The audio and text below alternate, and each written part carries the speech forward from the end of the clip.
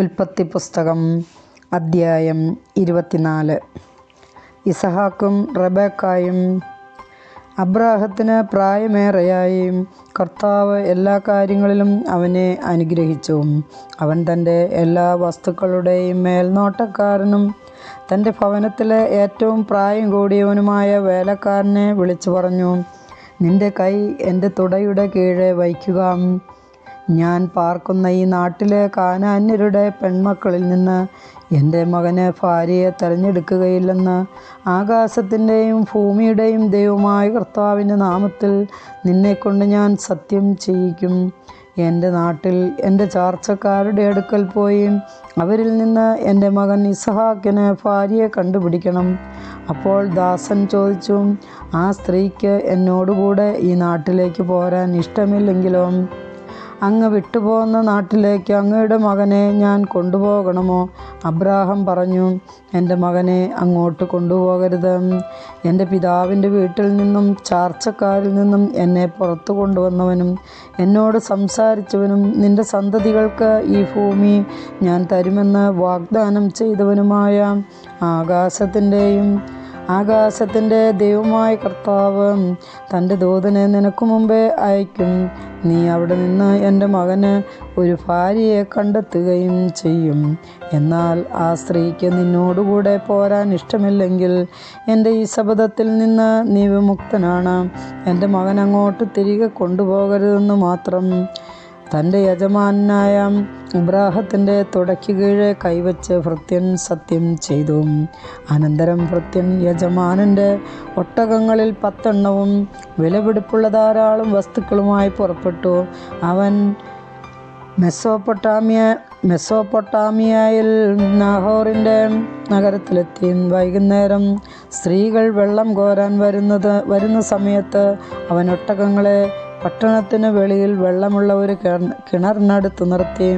അനന്തരം അവൻ പ്രാർത്ഥിച്ചു, എൻ്റെ യജമാനായ അബ്രാഹത്തിൻ്റെ ദൈവമായ കർത്താവേ, ഇന്ന് എൻ്റെ ദൗത്യം അങ്ങ് വിജയിപ്പിക്കണമേ.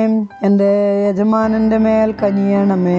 ഞാനിതാ ഈ കിണറ്റുകരയിൽ നിൽക്കുകയാണ്. ഇന്നാട്ടിലെ പെൺകുട്ടികൾ വെള്ളം കോരാൻ വരുന്നുണ്ട്.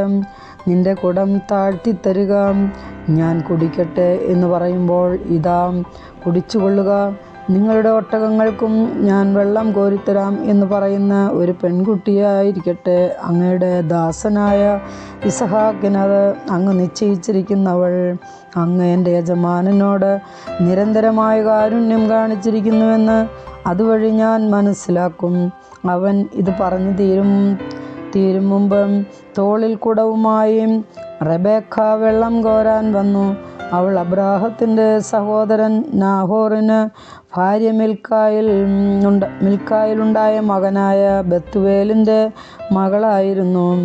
പെൺകുട്ടി കാണാൻ വളരെ അഴകുള്ളവളും കന്യകയുമായിരുന്നു.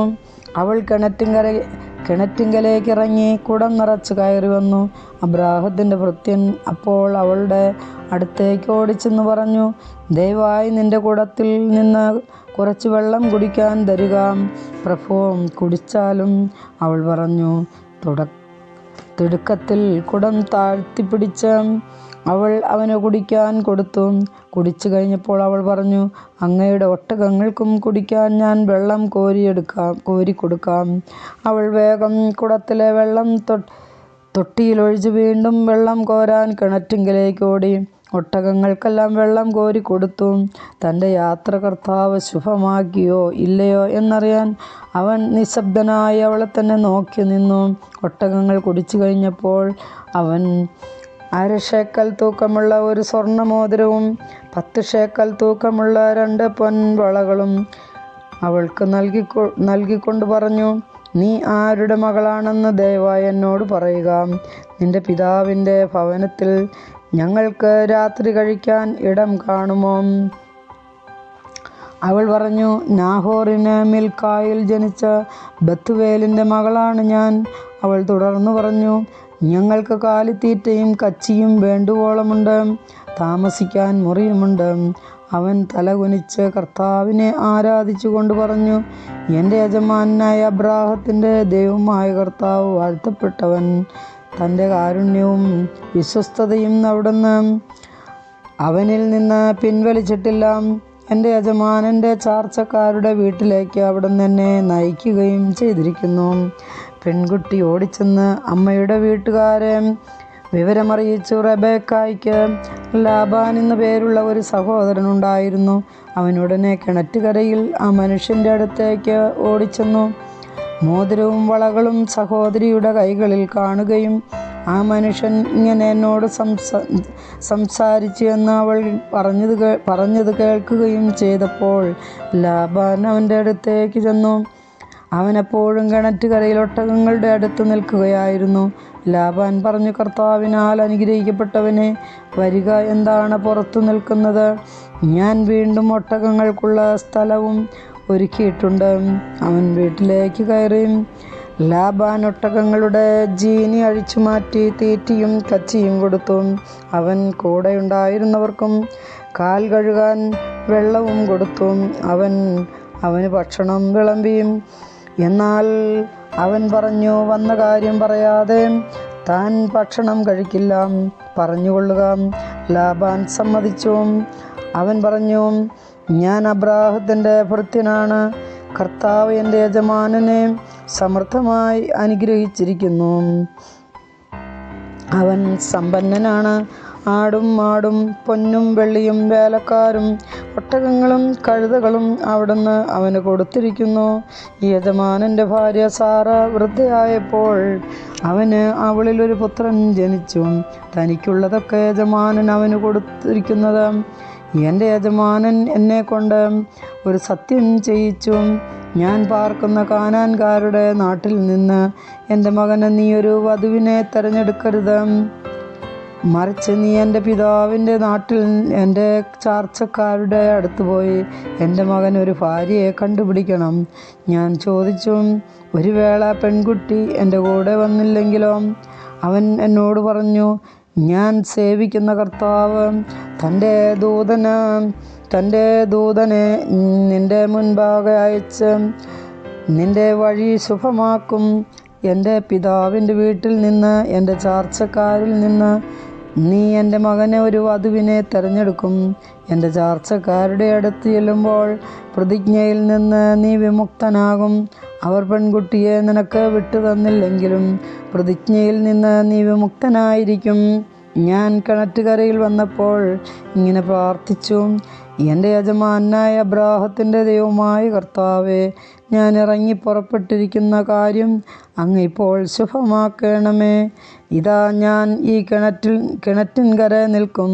വെള്ളം കോരാൻ വരുന്ന പെൺകുട്ടിയോട്, ദയവായി എൻ്റെ കുടത്തിൽ നിന്ന് എനിക്കല്പം വെള്ളം കുടിക്കാൻ തരിക എന്ന് ഞാൻ പറയും. അപ്പോൾ കുടിച്ചാലും അങ്ങയുടെ ഒട്ടകങ്ങൾക്കും ഞാൻ വെള്ളം കോരിത്തരാമല്ലോ എന്ന് പറയുന്ന പെൺകുട്ടിയാവട്ടെ എൻ്റെ യജമാനൻ്റെ മകന് അവിടുന്ന് കണ്ടുവച്ചിരിക്കുന്നവൾ. എൻ്റെ ഉള്ളിൽ ഞാനത് പറഞ്ഞു തീരും മുമ്പേ തോളിൽ കുടവുമായി വെള്ളം കോരാൻ റെബെക്ക വന്നു. അവൾ ഇറങ്ങിച്ചെന്ന് വെള്ളം കോരി. ഞാൻ അവളോട്, എനിക്കല്പം വെള്ളം തരിക എന്ന് പറഞ്ഞു. അവൾ ഉടനെ കുടം തോളിൽ നിറക്കി ഇങ്ങനെ പറഞ്ഞു, കുടിച്ചാലും അങ്ങയുടെ ഒട്ടകങ്ങൾക്കും ഞാൻ കുടിക്കാൻ തരാം. ഞാൻ കുടിച്ചു ഒട്ടകങ്ങൾക്കും അവൾ വെള്ളം കൊടുത്തു. അപ്പോൾ ഞാൻ അവളോട്, നീ ആരുടെ മകളാണ് എന്ന് ചോദിച്ചു. നാഹോറിന് മിൽക്കായിൽ ജനിച്ച ബത്തുവേലിൻ്റെ മകളാണ് എന്ന് അവൾ പറഞ്ഞു. അപ്പോൾ ഞാൻ അവൾക്ക് മോതിരവും വളകളും കൊടുത്തു. അതിനുശേഷം എൻ്റെ യജമാനനായ അബ്രാഹത്തിൻ്റെ ദൈവമായ കർത്താവിനെ ഞാൻ താണുവണങ്ങി ആരാധിച്ചു. എൻ്റെ യജമാനൻ്റെ മകൻ അവൻ്റെ സഹോദരൻ്റെ മകളെ വധുവായി തിരഞ്ഞെടുക്കുവാൻ എന്നെ നേർവഴിക്ക് നയിച്ച അവിടുത്തെ ഞാൻ സ്തുതിച്ചു. അതുകൊണ്ട് എൻ്റെ യജമാനനോട് നിങ്ങൾ കാരുണ്യത്തോടും വിശ്വസ്തയോടും കൂടി പെരുമാറുമെങ്കിൽ അത് പറയുക, മറിച്ചാണെങ്കിലും പറയുക, എനിക്ക് അതനുസരിച്ച് പ്രവർത്തിക്കാമല്ലോ. അപ്പോൾ ലാബാനും ബത്തുവേലും പറഞ്ഞു, ഇത് കർത്താവിൻ്റെ ഇഷ്ടമാണ്. ഇതിനെക്കുറിച്ച് ഗുണവും ദോഷവും ഞങ്ങൾക്ക് പറയാനില്ല. ഇതാ റെബെക്ക നിൻ്റെ മുൻപിൽ നിൽക്കുന്നു, അവളെ കൊണ്ടുപോയിക്കൊള്ളുക. കർത്താവ് തിരുവുള്ളമായതുപോലെ അവൾ നിന്റെ യജമാനൻ്റെ മകന് ഭാര്യയായിരിക്കട്ടെ. ഈ വാക്കുകൾ കേട്ടപ്പോൾ അബ്രാഹത്തിൻ്റെ ഭൃത്യൻ താണുവണങ്ങി. ഈ വാക്കുകൾ കേട്ടപ്പോൾ അബ്രാഹത്തിൻ്റെ ഭൃത്യൻ താണു വീണ് കർത്താവിനെ ആരാധിച്ചു.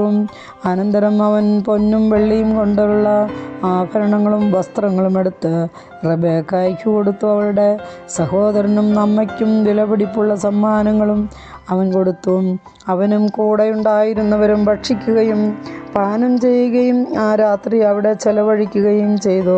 പുലർച്ചയ്ക്ക് എഴുന്നേറ്റ് അവൻ പറഞ്ഞു, എന്നെ യജമാനൻ്റെ അടുത്തേക്ക് തിരിച്ചയക്കുക. അവളുടെ അമ്മയും സഹോദരനും പറഞ്ഞു, കുറച്ചുനാൾ കൂടി 10 ദിവസമെങ്കിലും അവളിവിടെ നിൽക്കട്ടെ, അത് കഴിഞ്ഞ് അവൾക്ക് പോകാം. അവൻ പറഞ്ഞു, എന്നെ താമസിപ്പിക്കരുത്. കർത്താവ് എൻ്റെ വഴി ശുഭമാക്കിയിരിക്കൊണ്ട് യജമാനൻ്റെ അടുക്കലേക്ക് തിരിച്ചു പോകാൻ എന്നെ അനുവദിക്കുക. നമുക്ക് പെൺകുട്ടിയെ വിളിച്ച് ചോദിക്കാം എന്ന് അവർ പറഞ്ഞു. അവർ റെബേക്കായെ വിളിച്ച്, നീ ഈ മനുഷ്യനോടുകൂടെ പോകുന്നുവോ എന്ന് ചോദിച്ചു. ഞാൻ പോകുന്നുവെന്ന് അവൾ മറുപടി പറഞ്ഞു. അവർ അവരുടെ സഹോദരി റെബേക്കായെയും അവളുടെ തോഴിയെയും അബ്രാഹത്തിൻ്റെ ഭൃത്യനെയും അവൻ്റെ ആൾക്കാരോടുകൂടെ പറഞ്ഞയച്ചു. അവർ അവളെ ആശീർവദിച്ച് പറഞ്ഞു, നീ ഞങ്ങളുടെ സഹോദരിയാണ്. നീ ആയിരങ്ങളുടെയും 10,000-ങ്ങളുടെയും അമ്മയായി തീരുക. തങ്ങളെ വെറുക്കുന്നവരുടെ വാതിലുകൾ നിന്റെ സന്തതികൾ പിടിച്ചെടുക്കട്ടെ. റെബേക്കായും തോഴിമാരും ഒട്ടകപ്പുറത്ത് കയറി അവനെ അനുഗമിച്ചു. അങ്ങനെ റെബേക്കായുമായി ഭൃത്യൻ പുറപ്പെട്ടു. ആ ഇടയ്ക്ക് ഇസഹാക്ക് ബേർലേഹായ്റോയിൽ നിന്ന് പോന്ന് നെഗേബിൽ താമസിക്കുകയായിരുന്നു. ഒരു ദിവസം വൈകുന്നേരം അവൻ ചിന്താമഗ്നയായി വയലിലൂടെ നടക്കുകയായിരുന്നു. അവൻ തലപൊക്കി നോക്കിയപ്പോൾ ഒട്ടകങ്ങൾ വരുന്നത് കണ്ടു. റെബേക്കായും ശിരസ്സുയർത്തി നോക്കി. ഇസഹാക്കിനെ കണ്ടപ്പോൾ അവൻ ഒട്ടകപ്പുറത്തു നിന്ന് താഴെ ഇറങ്ങി.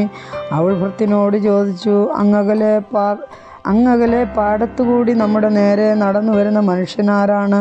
ഭൃത്യൻ പറഞ്ഞു, അവനാണ് എൻ്റെ യജമാനൻ. ഉടനെ അവൻ ശിരോവസ്ത്രം കൊണ്ട് മുഖം മൂടി. നടന്നതെല്ലാം ഭൃത്യൻ ഇസഹാക്കിനോട് പറഞ്ഞു. ഇസഹാക്ക് അവളെ തൻ്റെ അമ്മ സാറായിയുടെ കൂടാരത്തിലേക്ക് കൂട്ടിക്കൊണ്ടുപോയി. അവൻ അവളെ ഭാര്യയായി സ്വീകരിച്ചു. അവൻ അവളെ സ്നേഹിച്ചു. അങ്ങനെ അമ്മയുടെ വേർപാടിൽ ദുഃഖിച്ചിരുന്ന അവന് ആശ്വാസം ലഭിച്ചു. കർത്താവിൻ്റെ വചനം.